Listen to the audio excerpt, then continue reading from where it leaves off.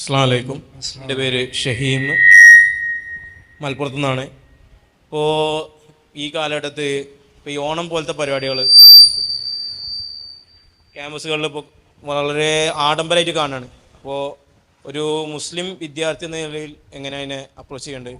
ക്യാമ്പസുകളിൽ പലതരത്തിലുള്ള സെലിബ്രേഷനുകളും പലതരത്തിലുള്ള ആഘോഷങ്ങളും ഉണ്ടാകും. അതിനെ ഏത് രൂപത്തിലാണ് കാണേണ്ടത് എന്നുള്ളതാണ്. ഒന്നാമതായി നമ്മൾ മനസ്സിലാക്കേണ്ടത് ആഘോഷങ്ങളുമായി ബന്ധപ്പെട്ടുകൊണ്ടുള്ള പൊതുവായ ഒരു കാഴ്ചപ്പാട് നമുക്ക് വേണം എന്നുള്ളതാണ്. ഇപ്പം നമ്മൾ ഇപ്പോഴത്തെ ഒരു സൊസൈറ്റി നമ്മൾ കാണുന്ന, അല്ലെങ്കിൽ ക്യാമ്പസുകളിലൊക്കെ കാണുന്ന എന്തും ആഘോഷിക്കും. ഒരു പട്ടി ചത്താൽ പോലും അതുപോലും എങ്ങനെയെങ്കിലും ഒരു DJ ആയിട്ട് തുള്ളി കളിക്കാനുള്ള ഒരു കാരണമാക്കി മാറ്റുക എന്ന് പറയുന്ന ഒരു അവസ്ഥ, ഒരു സെലിബ്രേഷൻ കൾച്ചർ നമ്മളെ സംബന്ധിച്ചിടത്തോളം വലിയ രൂപത്തിലുണ്ട്. ഇതിനെയാണ് ഈ സ്പെസിഫിക് കാര്യത്തിലേക്ക് ഞാൻ വരാം. ഈ ഒരു മെന്റാലിറ്റിയെ ശരിക്കും നമ്മളൊന്ന് ഡൈസെക്റ്റ് ചെയ്യേണ്ടതുണ്ട്. ശരിക്കും നമ്മൾ ആലോചിക്കുക എന്താ വെച്ചാൽ, നമ്മൾ ചിന്തിക്കുന്നത് ഒരു എൻജോയ്മെന്റ് ഉള്ള ഒരു അവസരം, നമുക്കൊന്ന് ഫ്രീ ആവാൻ, നമുക്കൊന്ന് സന്തോഷിക്കാൻ, നമുക്കൊന്ന് ആഘോഷിക്കാനുള്ളൊരു അവസരം എന്നുള്ളതാണ്.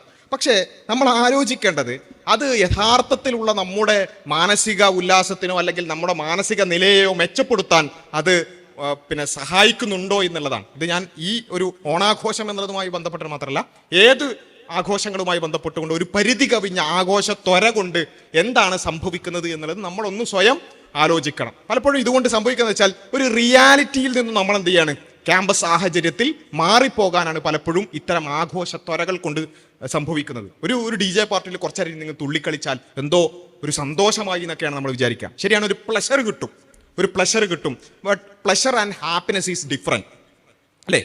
പ്ലഷർ എന്ന് പറഞ്ഞാൽ കുറച്ച് നേരത്തേക്ക് നമുക്ക് കുറച്ച് ഡോപ്പമിൻ കിട്ടും, അതിൻ്റെതായ ഒരു സൗകര്യം നമുക്കുണ്ടാകും. പക്ഷെ അത് കഴിഞ്ഞാൽ, ആ ഒരു അവസ്ഥ കഴിഞ്ഞാൽ പിന്നെ വീണ്ടും നമ്മൾ ജീവിതത്തിന്റെ റിയാലിറ്റിയിലേക്ക് കടക്കുകയാണ്.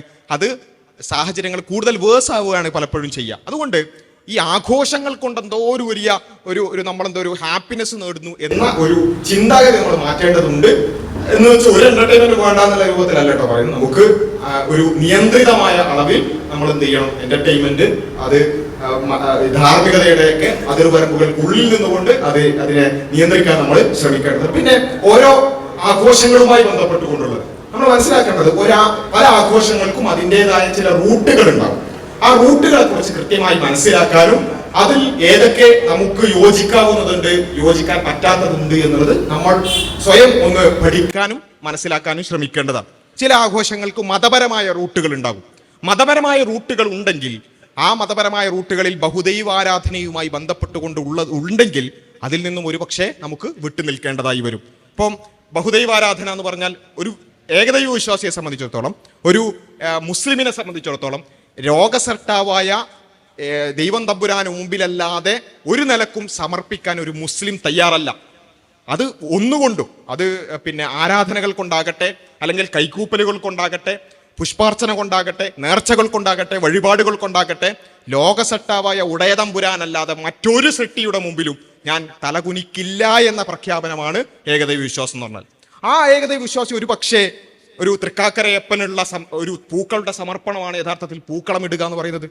അത് പൂർണ്ണമായ അളവിൽ ഏകദൈവ വിശ്വാസം പൂർണ്ണമായ അളവിൽ ഉൾക്കൊണ്ട ഒരാളെ സംബന്ധിച്ചിടത്തോളം അതിനോട് വിയോജിപ്പുണ്ടാകും. നമ്മുടെ രാജ്യം എന്ന് പറയുന്നത്, നമ്മുടെ രാജ്യത്തിൽ ഫണ്ടമെന്റൽ റൈറ്റ്സ് ഉണ്ട്. അതിൽപ്പെട്ടതാണ് ഇഷ്ടമുള്ള മതം സ്വീകരിക്കാനും അത് ആചരിക്കാനും അത് പ്രചരിപ്പിക്കുവാനുമുള്ള അവകാശം എന്ന് പറയുന്നത്. അതുകൊണ്ട് ഒരു ഏകദൈവ വിശ്വാസിക്ക് അതിനോട് വിയോജിപ്പുണ്ടെങ്കിൽ അതിൽ നിന്നും വിട്ടു നിൽക്കാനുള്ള അവകാശമുണ്ട് എന്നുള്ളതാണ് നമ്മൾ മനസ്സിലാക്കുന്നത്. പക്ഷേ പല ആളുകളും പല രൂപത്തിലാണ് പല ആഘോഷങ്ങളെയും എടുക്കുക. അത് ഓരോന്നിനെ കുറിച്ചുള്ള വിശദമായ ചർച്ചകൾ ആവശ്യമാണ്. പക്ഷേ പൊതുവിൽ നമ്മൾ മനസ്സിലാക്കുക, ഇപ്പോൾ അതുപോലെ തന്നെ പൊതുവൽക്കരിക്കപ്പെടുക എന്നുള്ള ഒരു വിഷയമുണ്ട്. ഇപ്പം ഇത്തരം ആഘോഷങ്ങളൊക്കെ ഒരു മതപരമായ റൂട്ടിലുള്ളതാണെങ്കിലും അതങ്ങോട്ട് പൊതുവൽക്കരിക്കും, അതെല്ലാവരും ചെയ്യുന്നതാണ്, അല്ലെങ്കിൽ അത് ദേശീയമാണ് എന്നൊക്കെ പറയുക. അപ്പോൾ സ്വാഭാവികമായിട്ടും ഒരു ഭൂരിപക്ഷ സമുദായത്തിൻ്റെയും ഭൂരിപക്ഷ സംസ്കാരത്തിൻ്റെയും കാര്യങ്ങൾ അത് പൊതുവൽക്കരിച്ചുകൊണ്ട് അത് ദേശീയമാക്കുക എന്നുള്ളത് എല്ലാ സ്ഥലങ്ങളിലും നടക്കുന്നതാണ്. അതിനോട് വിയോജിക്കാനുമുള്ള ഒരു റൈറ്റ് ഒരു ഇൻഡിവിജ്വൽ എന്ന നിലക്ക് നമുക്കുണ്ട് എന്നുള്ളതാണ്. അതിനൊരു ഉദാഹരണം ഈ നിലവിളക്ക് എന്ന് പറയുന്നത്. നിലവിളക്ക് എന്ന് പറഞ്ഞാൽ അതിൻ്റെ ഓരോ തിരിക്കും മതപരമായ റൂട്ടുണ്ട്, അഗ്നി ആരാധനയുമായി ബന്ധപ്പെട്ടുകൊണ്ടുള്ളതാണ്. പക്ഷെ പൊതുവായി നമ്മൾ എന്ത് കാണുന്നുണ്ട്, പൊതു ചടങ്ങുകളിൽ അത് ഉദ്ഘാടനത്തിന് വേണ്ടി ഉപയോഗിക്കുന്ന നമുക്ക് കാണുന്നുണ്ട്. അപ്പോൾ ഒരാൾക്ക് വേണമെങ്കിൽ ഐഡിയോളജിക്കലി എനിക്ക് അഗ്നി ആരാധനയോട് താല്പര്യമില്ല എന്ന് പറഞ്ഞ് അതിന് വിയോജിക്കാനുള്ള റൈറ്റ് ഉണ്ട്. നമ്മുടെ ബഹുമാന്യനായ മുൻ മന്ത്രി ജി സുധാകരൻ, അദ്ദേഹം ഒരു കമ്മ്യൂണിസ്റ്റാണ്, അദ്ദേഹം ഒരു നിരീശ്വരവാദിയാണ്. അദ്ദേഹം പറഞ്ഞു, ഒരു ചടങ്ങിൽ ഈ നിലവിളക്ക് കൊണ്ടുവന്നപ്പോൾ എനിക്കിതിനോട് യോജിപ്പില്ല, ഇതിൻ്റെ ഐഡിയോളജിക്കൽ റൂട്ട്സിനോട് യോജിപ്പില്ല എന്ന് പറഞ്ഞാൽ അദ്ദേഹം അതിൽ നിന്ന് മാറി നിന്നു.